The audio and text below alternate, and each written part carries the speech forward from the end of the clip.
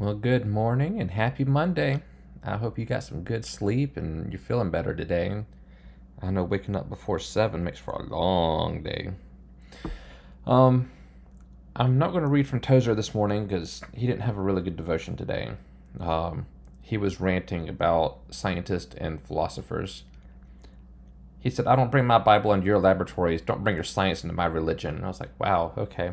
So I'm leaving that one alone today.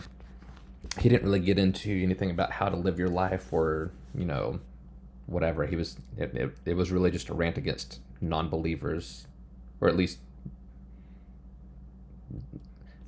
people he didn't agree with. For our Hebrew book, I don't think we're going to have a lot to read for this new month we just started, because it was 2 nights ago maybe we had the new moon, so we started the new month. This month is called Heshvan. So I was going to read the little intro of the month to you. And it says, it's Heshvan, and then you see this in parentheses. I'm guessing that means that H is actually a guttural. It's probably a het. So if it's a het, that would be Heshvan. But it's the second month of the civil year and the 8th month on the religious calendar from Nisan. The Babylonian name is Bul, B-U-L. It is referred to as bitter because there are no feast or fast, which I assume means we're not going to have much to read this month aside from just him trying to fill up each day. But in 1 Kings chapter 6, verse 38, it says, in the 11th year, in the month of Bul, the 8th month, the temple was finished in all its details according to its specifications. He had spent 7 years building it. I don't know. I haven't looked at the other months yet. It's saying tribe of Israel, conventional is Manasseh. Maybe each of the 12 months is like assigned to a tribe. I don't know. I need to look into that. So today is Heshvan the 3rd. But like I said, there's not much going on. But I was going to I'm not going to read the whole thing. But the first of the month, he wrote, let's see. Historically, this is also the month that, according to the Jews, the third temple would be finished. Messianic believers and Christians do not hold to this because Yeshua, our Messiah, has already come. It also what the Jews focus on in the Shabbat Chazan or Shabbat of Vision, which you read about on Av the 7th. I feel like he missed a word in that sentence. Yeah, the rest of this is about cleansing, refreshing rain, and fresh starts and whatever. But I thought it was interesting that this is the month that historically Jews were expecting the third temple to be finished. So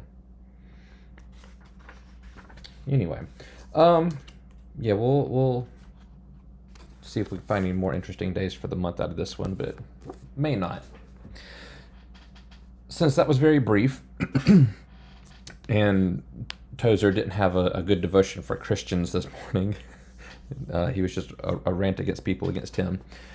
I was going to just share something that I thought was funny from the Bible. So I was in 1 Corinthians, the very beginning, and Paul is talking about, well, the thing he always does, like, why aren't you doing this right?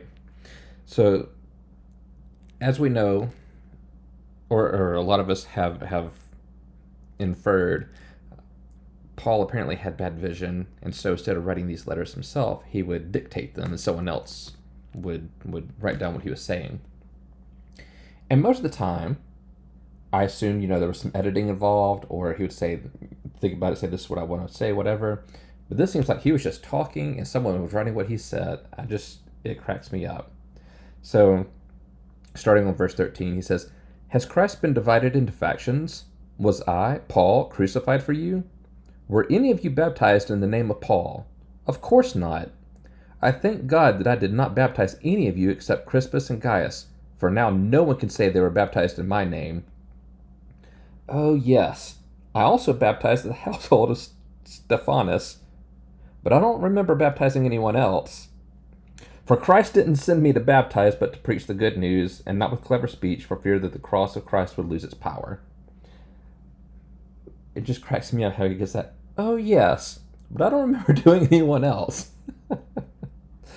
um, but this is where he talks about the wisdom of God, because the message of the cross is foolish to those who are headed for destruction. But he talks about destroying the intelligence of the intelligent, the wisdom of the wise, how Gentiles look for human wisdom to try to understand God, which is something that comes naturally to me. I want to try to do, and we need the wisdom of God, not the wisdom of man.